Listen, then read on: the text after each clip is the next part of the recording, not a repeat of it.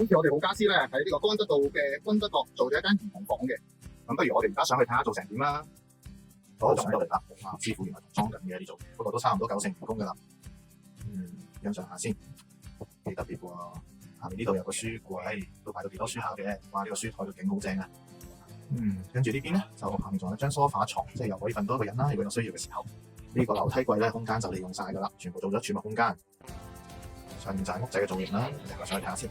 哇，樓梯都有軟墊嘅喎，踩落去軟腍幾舒服喎。上層咧細就細咗啲，不過都幾不止嘅。哇，原來呢個滑梯底都係櫃桶嚟嘅。呢邊都係3個櫃桶啦。咁我哋好家私嘅櫃桶咧標配就係有人牙路櫃嘅，去到尾段咧就識得自己縮翻入去，你就唔使驚用下會自己甩出嚟啦。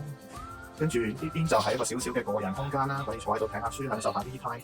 個射燈仲未裝好嘅，淨係裝埋佢。書台下面都係櫃桶啦，薄薄地，我都擺到要擺嘅嘢啦。